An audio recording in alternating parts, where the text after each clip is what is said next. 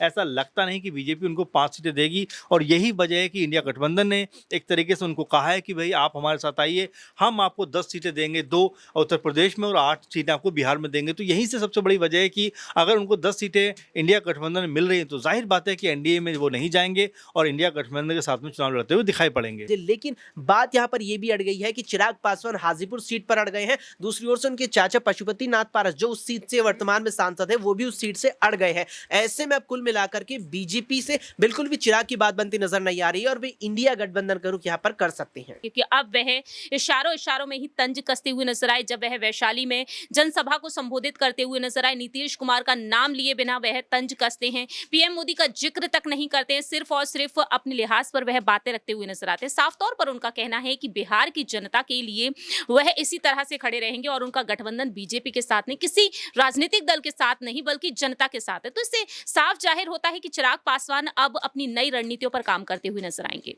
नमस्कार, मैं हूं शिखा तिवारी और आप देख रहे हैं SPN 9 न्यूज। बिहार में लगातार सीट शेयरिंग को लेकर पेंच फंसा हुआ दिखाई दे रहा है। एनडीए में अभी तक किस दल को कितनी सीटें मिलेंगी इसकी घोषणा नहीं की गई है। वहीं देखा जाए चिराग पासवान को तो मोदी के हनुमान कहे जाने वाले चिराग पासवान अब एनडीए से खफा होते हुए नजर आ रहे हैं।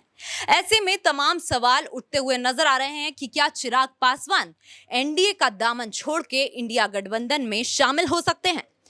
न्यूज रूम में मैं मौजूद हूं और बात करेंगे आज तमाम सहयोगियों से और जानने की कोशिश करेंगे कि चिराग पासवान क्या चाहते हैं और क्या एक बड़ा कदम उठाते हुए इंडिया गठबंधन में शामिल हो सकते हैं। मेरे साथ मौजूद हैं अमन सर।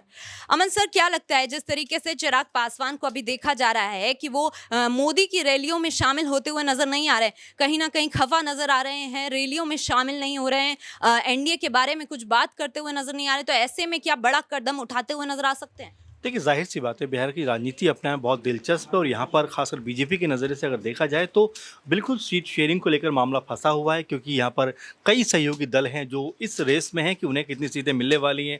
अब तक जो खबर है उसके अनुसार अगर बात करें तो लगभग 17-18 सीट पर बीजेपी लड़ना चाहती है, वहीं 12-13 सीटों पर एक तरह की जेडीयू भी लड़ना चाहती है। अब बाकी जो 10 सीटें बची हैं वो अपने आप में इस बात को लेकर कशमकश में हैं कि क्या इसमें अधिकतर सीटें चिराग पासवान के खाते में जाएंगी, पशुपति पारस को मिलेंगी, मांझी को मिलेंगी, उपेंद्र कुशवाहा को मिलेंगी, या फिर जो मुकेश सहनी को भी कुछ इसमें सीटें मिलती हुई दिखाई पड़ेंगी। तो अभी कई तरह से अगर कहा जाए तो ये माना जा सकता है कि बिहार की जो राजनीति है वो पूरी तरह से इस समय पशुपेश में फंसी हुई है, पूरी तरह से इस समय कहीं ना कहीं कहा जा सकता है कि उलझन में है। अब ऐसे में क्या जो बिहार में जो बीजेपी है क्या इस उलझन को सुलझा सकती है, क्या जो लगातार उसके जो सहयोगी दल हैं उससे नाराज़ हैं, क्या उसको मना पाएगी, विशेषकर चिराग पासवान को, क्योंकि कुछ दिनों पहले चिराग पासवान ने कहा कि मेरा किसी से भी गठबंधन नहीं है, मेरा गठबंधन सिर्फ बिहार की जनता से है। तो आप समझ सकते हैं कि इस तरह से वो खफा भी हैं, नाराज़ भी हैं और पशुपति पारस कोई बात सुनने को तैयार नहीं है। वो कहते हैं कि हमारे बीच जो एक तरीके से रिश्ता ख़त्म हुआ है तो अब वो दोबारा जुड़ नहीं सकता। तो आप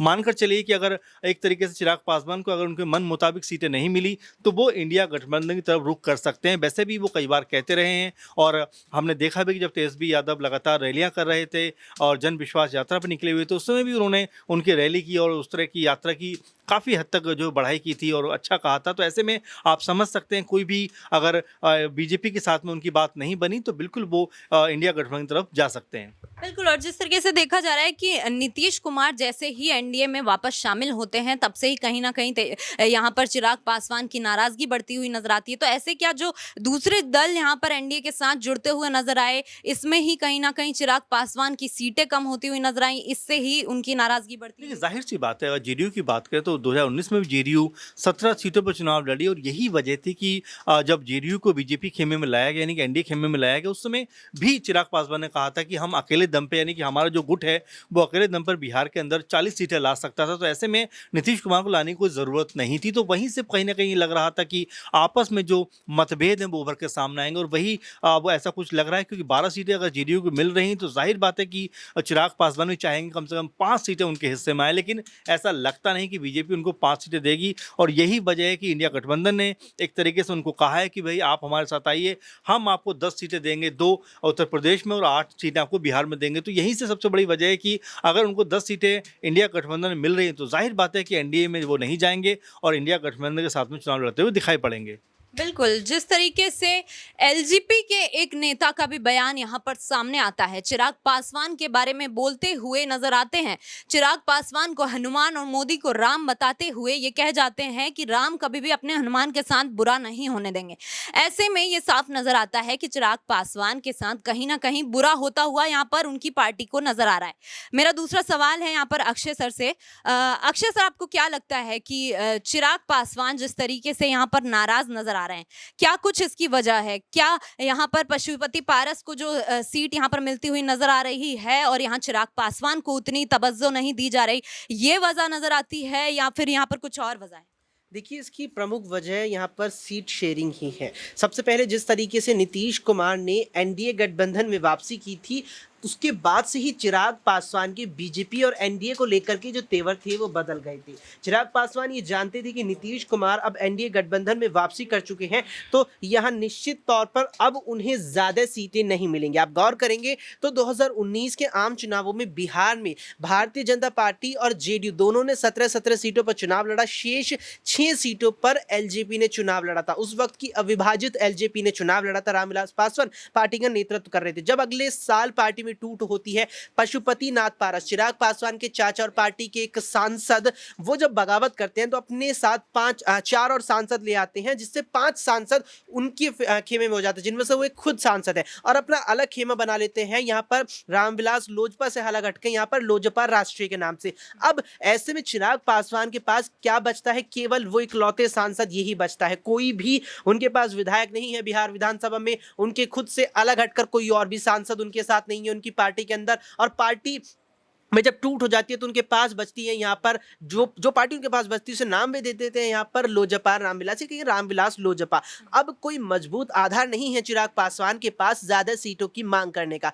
कुछ हद तक संभावनाएं थी, अगर नीतीश कुमार एनडीए में वापसी ना करते उससे चिराग पासवान को ज्यादा सीटें मिल जाती, लेकिन अब ऐसा नहीं होगा। अब नीतीश कुमार ने एनडीए गठबंधन में वापसी कर ली है तो चिराग पासवान को भारतीय जनता पार्टी 1 से ज्यादा सीट देने के मूड में कतई नहीं है। इस बात को आप बेहतर तरीके से उत्तर प्रदेश से समझ सकते हैं, जहां 7 सीटें जयंत चौधरी को अखिलेश यादव ने दे दी थी। उन्हीं जयंत चौधरी को बीजेपी ने सस्ते में निपटा दिया, यानी 2 सीटों में यहां पर सिमटा दिया। अब यहां केवल एक ही सीट देने को राजी है, लेकिन बात यहां पर यह भी अड़ गई है कि चिराग पासवान हाजीपुर सीट पर अड़ गए हैं। दूसरी ओर से उनके चाचा पशुपति नाथ पारस, जो उस सीट से वर्तमान में सांसद है, वो भी उस सीट से अड़ गए हैं। ऐसे में अब कुल मिलाकर के बीजेपी से बिल्कुल भी चिराग की बात बनती नजर नहीं आ रही है और वे इंडिया गठबंधन का रुख यहां पर कर सकते हैं। बिल्कुल, लेकिन जिस तरीके से देखा जा रहा है कि यहाँ पर कांग्रेस या फिर बात करें इंडिया गठबंधन की, तो उनको 6+2+2 यहाँ पर ऑफर करती हुई नजर आ रही, वहीं बीजेपी 1 सीट ऑफर करती हुई नजर आ रही है। तो इसमें कहीं भी तुलना करने लायक आंकड़ा तो दिख नहीं रहा है। ये तो एक साफ नजर आ रहा है कि कहीं ना कहीं यहाँ ज्यादा अच्छा ऑफर इंडिया गठबंधन की तरफ से आ रहा है। ऐसे में चिराग पासवान देरी क्यों कर रहे हैं? घोषणा अभी तक क्यों नहीं की गई कि वो इंडिया गठबंधन में जा रहे हैं? बिल्कुल, देखिए, इसमें 2 चीज़ें नज़र आती है। सबसे पहले तो आपने साफ तौर पर ज़िक्र किया, और जिस तरीके से बीजेपी 1 सीट दे रही है और खुला ऑफर यहाँ पर, जहाँ इंडिया गठबंधन 8 से 10 सीटों का देता नजर आ रहा है। 8 सीटें जहाँ बिहार की चर्चा है, वहीं 2 सीटें उत्तर प्रदेश की भी है। यानी कि अगर ऑफर की बात की जाए, जो ऑफर चिराग को इस वक्त मिल रहा है, निश्चित तौर पर वो उससे बेहतर कुछ हो नहीं सकता। फिर आखिर देरी क्यों कर रहे हैं? देखिए, इसमें कहीं ना कहीं चिराग पासवान को लेकर ये भी अब माना जा रहा है कि अभी भी वे इस इंतजार में है कि कुछ बैठकें जिस तरह से हाल फिलहाल में उनकी बीजेपी आलाकमान से हुई है, आलाकमान नेताओं से हुई हैं, वहां पर निष्कर्ष निकाल लिया जाए, वहां पर बीजेपी के साथ उनकी बात बन जाए। बीजेपी 2 सीटें तो दे ही दे, 2 सीटें कम से कम चिराग पासवान लेकर चल रहे हैं, मानकर चल रहे हैं कि 2 सीटें भी अगर बीजेपी गठबंधन एनडीए गठबंधन के तहत मुझे दे देती है तो मैं कहीं ना कहीं साथ रहूंगा। ऐसे में यही चीज लग रही है कि चिराग पासवान इस इंतजार में है कि बीजेपी ये पूरी तरीके से साफ कर दे कि आपको 2 नहीं 1 ही सीट देंगे, और फिर अगर बीजेपी साफ कर देते है तो फिर उसके बाद जाकर के शायद चिराग पासवान इंडिया गठबंधन का रुख कर ले।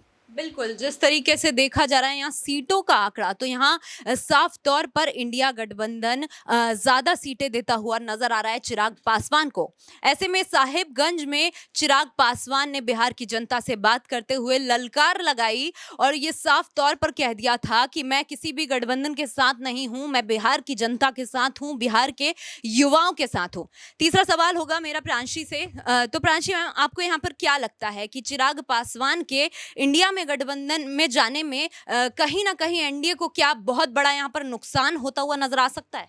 देखिए, फिलहाल चिराग पासवान को जिस तरह से मनाए जाने की कोशिश जारी है, तो कहीं न कहीं थोड़ा बहुत नुकसान यहाँ पर बीजेपी को होता हुआ नज़र आ सकता है। जिन सीटों पर चिराग पासवान की पार्टी जीत हासिल करती हुई नज़र आई है, तो ऐसे में बीजेपी को यहाँ पर बहुत ही सोच समझ कर अब दाँव खेलना होगा। अब यहाँ पर चिराग पासवान को जो ऑफ़र पर ऑफ़र मिल रहे हैं, अब उन ऑफ़र में आखिरकार चिराग पासवान कौन-सा ऑफ़र स्वीकार करते हुए नज़र आएँगे, वह बीजेपी की मानेंगे या फिर वह इंडिया गठबंधन की मानते हुए नज़र आएँगे? क्योंकि 10 सीटों का ऑफ़र इंडिया गठबंधन की तरफ से दिया जा रहा है, लेकिन बीजेपी की तरफ से वो ऑफर कहीं ना कहीं कम ही नजर आ रहा है इंडिया गठबंधन के मुताबिक।